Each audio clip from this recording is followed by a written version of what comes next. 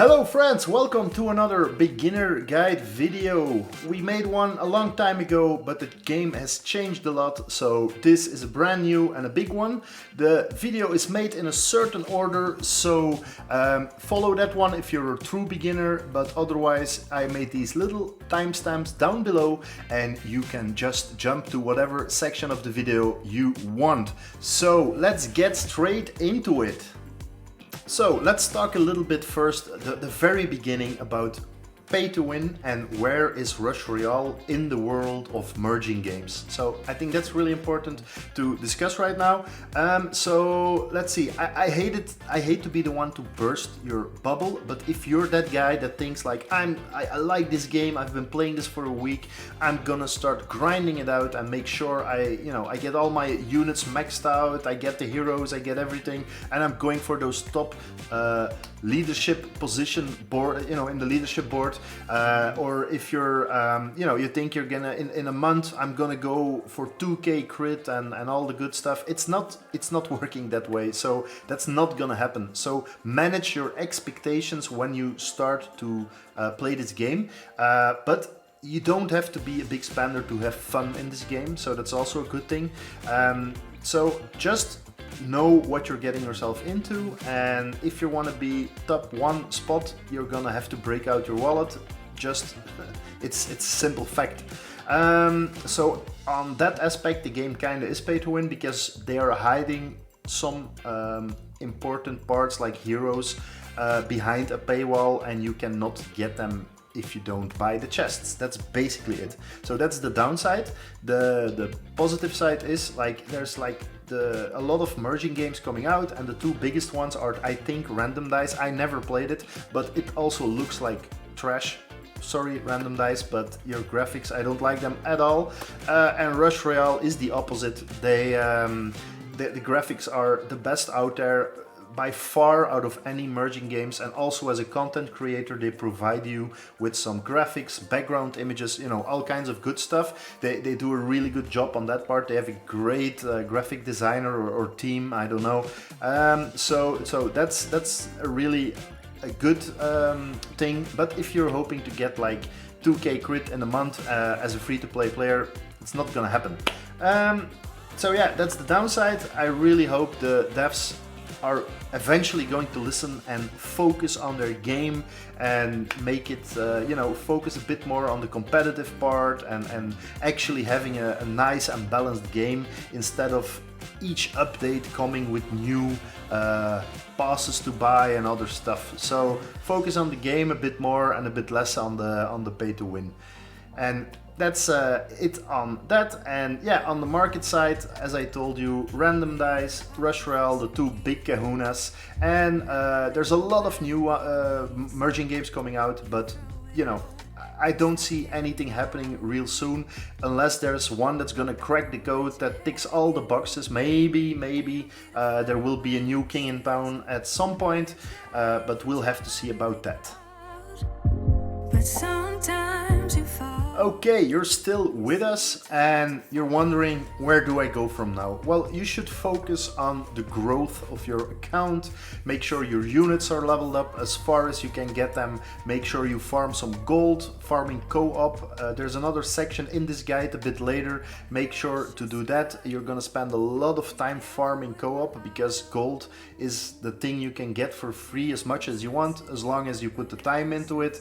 There is the heroes you have to level up. There is also the videos. Don't forget about the advertising videos. They are free, watch them, and every day if you do that, they start adding up and they will help you get your units leveled up. So all those things combined, those are the things you need to start doing, and then you need to start planning ahead. Like, where do I want to go with my account? Am I gonna stay free to play, dolphin, whale? It's all up to you.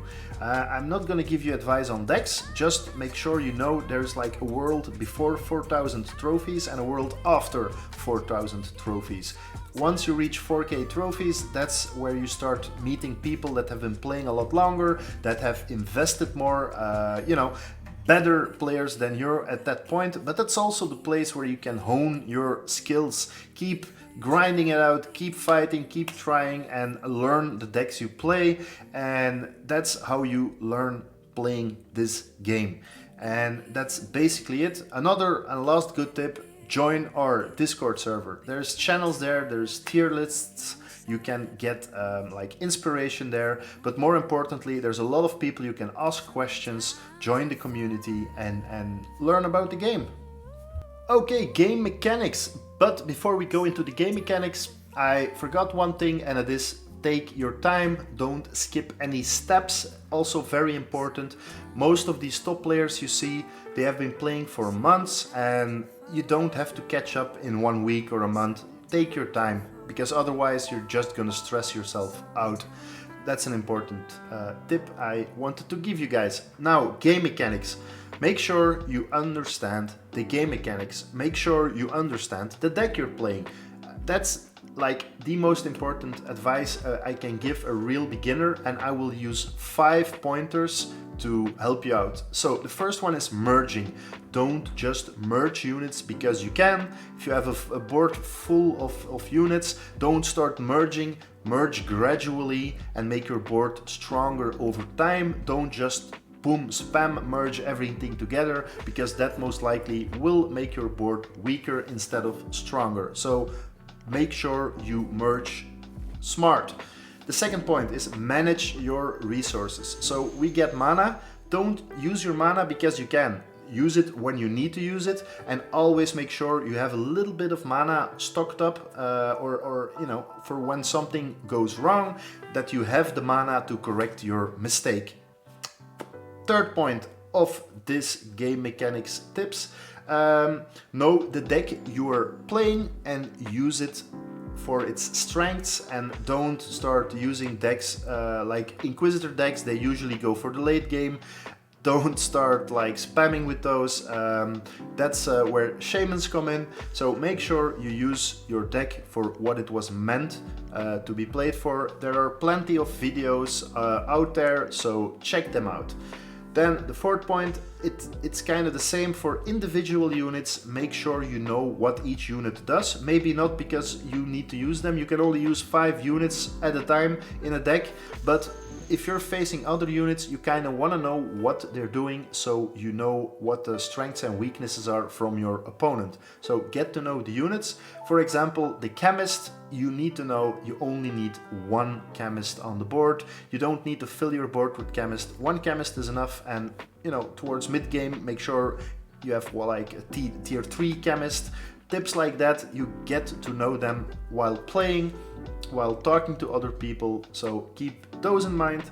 And the fifth and last tip, and that's the most important one: always do everything balanced. Make sure your decks are balanced. If you're missing certain cards from a deck you saw played by somebody else, make sure the replacement cards are the right ones. Don't play with decks with 4 or 5 DPS units. That's not gonna work. So always try and balance out your decks. Those are the 5 basic pointers you need to know about the game mechanics and how you can start playing and start winning. Okay, heroes and gear, also very important. In the beginning of the game, you like to see the crit as the deciding factor how strong you are, but towards later in the game, heroes and gear become much more important, especially the gear. Having the right item to have together with a certain deck is very important. Sometimes the strongest decks require you to have a certain item at the moment. We don't know how that will evolve in the future, but it's going in that direction. Also, the levels on the heroes will give you extra crit, but using the right hero with the right deck. And the higher level your gear gets, or the rarer the rarity, so a legendary weapon or armor piece is a lot better than an epic or a rare one, so keep that in mind. So those are all things to keep in mind, but I'm not going to go in too much detail, just remember it. But I will make a separate gear guide in the near future where we will go a lot more into depth about it. But the tip I do want to give you, very important, is the resources. I can't stress this enough. Be careful with the resources for the gear. When you start gathering them, don't just spend them, because it's very hard to get the right faction and the right item all together, and then on top of that you want to ideally have a set of them together. It's really expensive or hard to get those. So before you start using those resources, plan ahead on what you want to do, and on top of that you can also use those resources to level up certain items. So plan ahead. Do I want to go for a rare, an epic, or a legendary? If you want to go for an epic and that's your, where you want to end, don't start leveling up your rare items, because those levels, once you level it up to epic, they will be gone and you have to start over. So think about it and plan ahead. Very important. Save those resources. Okay, so the bosses, you can see the first 3 on the screen. Tamer, pretty much harmless. Gorgon, he can block you. Puppeteer will move your units around and he will de-level your skills. For these bosses, you want to kill them as quick as possible. Make sure you get them at their weakest, so the waves before they arrive, make sure you don't take any unnecessary risks, and always be aware of which boss is coming up next. That's all I have to say about these. They're pretty doable. There's always exceptions, especially if you're like in high-end waves or later in the game. There is exceptions, also depends on the deck you're playing, but this is basically it. Then we have our good friend Bedlam. Most of you hate him, but do remember you can use him to your advantage. Like if you're using Summoner in your deck early on, the first or the second wave, try and have as many units on the field as possible. He will flip you, that's the goal, so you don't want to kill him quickly in this instance. He will flip you, make sure you merge all your summoners and try and do that a couple of times, and you will be able to get tier 3 and tier 4 units very early on in the game at the end of the first wave, and you will get a huge advantage on your opponent. Then we have our good old Tribunal. That's my least favorite, but hey. What you want to know about Tribunal, you want to make sure if he comes, you cannot avoid him unless you're like really fast and strong, but that's very rare this works. You want to make sure you have an even number of units on the field, so he will take out, when he appears, he will de-level half of your units -1 tier, so you want to have an even amount so you can spare the other half of your units. So let's say you have 8 units on the board, he will only do his thing on 4 of them. The lesser the better, of course, but it depends where you're at in the game. So let's say you have 3 units on the board, he will do his thing on 2 of them, so that's in your disadvantage. So last but not least, I can't find the image for the life of me, so I'll just put him out here. That's Warlock without an image, but Warlock, he will be mostly strong against Corsair decks, especially if the Corsairs are not strong or quick enough. He can take out all your bombs with one go, but other than that, he's okay. If you don't kill him quick enough, he will take out your units one by one, and he will also heal himself. So that can be pretty annoying. So make sure you have enough damage for when Warlock arrives. And that's basically everything you need to know about the bosses. What's the best way to spend your gems, spend your money if you want to? Well, let's talk about it. So I'm assuming this is a beginner guide, so I'm assuming you're still leveling your characters, your heroes, your units, whatever you want to call them. You're leveling everything. In that case, the season pass is a good investment. It's not that expensive, and you will be able to just clean it out by playing and get lots of loot to make it easier to level up those characters, and that's your first concern when you're a beginner. So Season Pass is definitely worth it if you're still leveling up. Then we have the Royal Trials Pass. That's also a good one. Those rewards are actually quite amazing, so if you have something to spare, spend it on those too. And then recently we got a new one, the Heroic Pass. I think it's not really worth it for low spenders, so you're gonna have to maybe, I don't know. It's still new, so we have to see, but I don't think it's gonna be worth it for low spenders or free-to-play players, certainly. But as you can see, that's already 3 passes. That might be a little bit too rich for some. So yeah, let's just say the Season Pass is really good, the Royal Trials is really good. Pick one of those, try and figure out which one suits you best, and then the Heroic Pass, leave that for later on. Another good thing you could do is, if you're looking for a great way to level your heroes and get some legendary unit value at the same time, that 3 legendary card pack, it's like the higher end one, but that one has the best value. You get 3 legendary cards, if I'm not mistaken. You also get 1500 gems, and what's good about those is those gems you can use to buy hero chests, and with the hero chests you get heroes, you get gear, so you kinda can get best out of both worlds. So that's a good trick to consider. And another thing, if we're talking about heroes and gear, if you're not looking to get gadget anytime soon and you just want to get as much gear as possible, you could opt to choose for the 300 gem chest, hero chest, instead of the 800 gem, because if you purely calculate the value per dollar, then you get more gear pieces from the 300 gem chest. And that's basically my recommendations for using your cash in the game.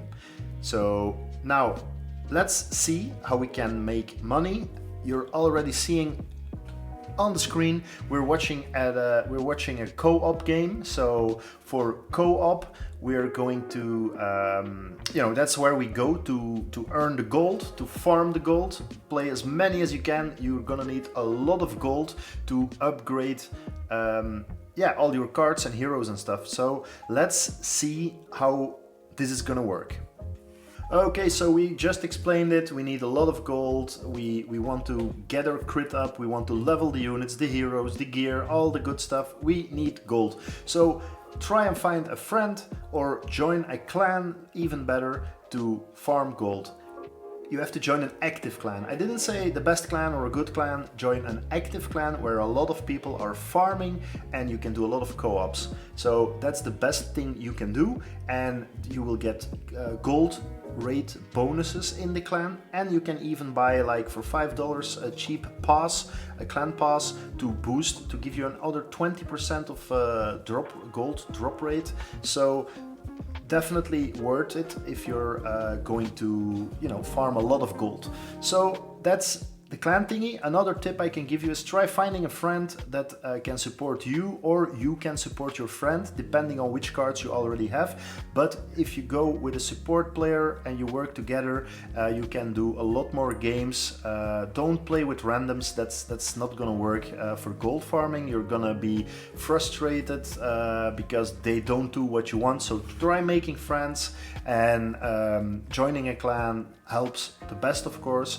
And learn all the different gold farming strategies. Whether you're a beginner or a more experienced player, there is something for everybody.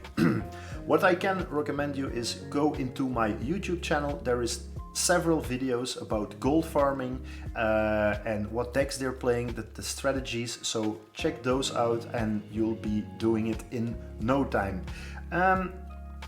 If you have a support co-op partner, of course, that helps. And like I said, try and be the support player in the beginning and find a DPS player that has more DPS than you, so you can kill faster. And of course you need the support cards for it, but try and get them.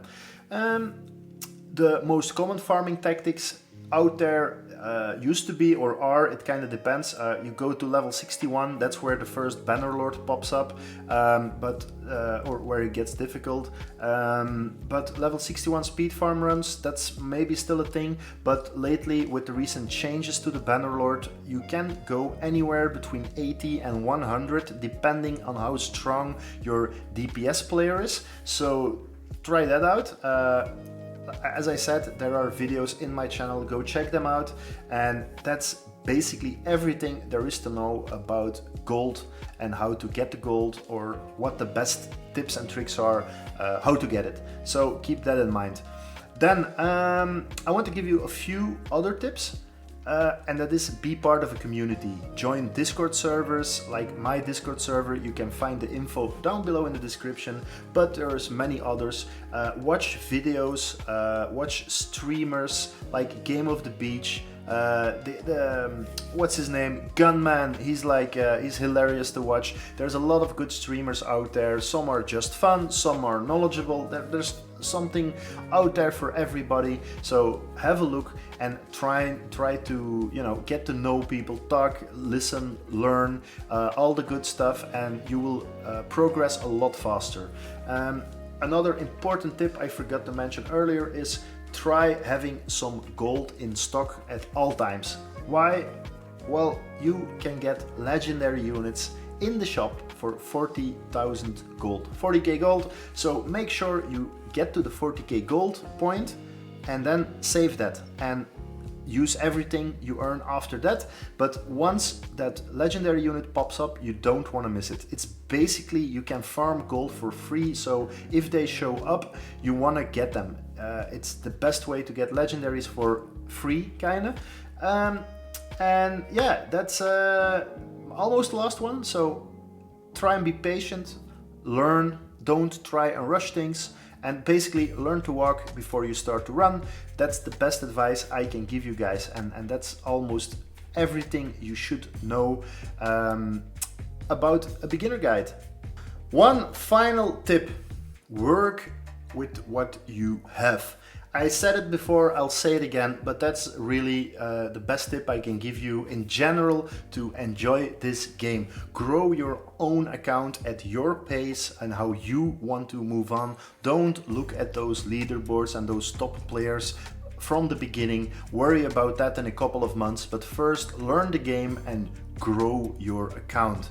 And besides that is, as I just said, join an active clan, be part of a community, and that will give you a lot more value to the game if you can enjoy it with other people.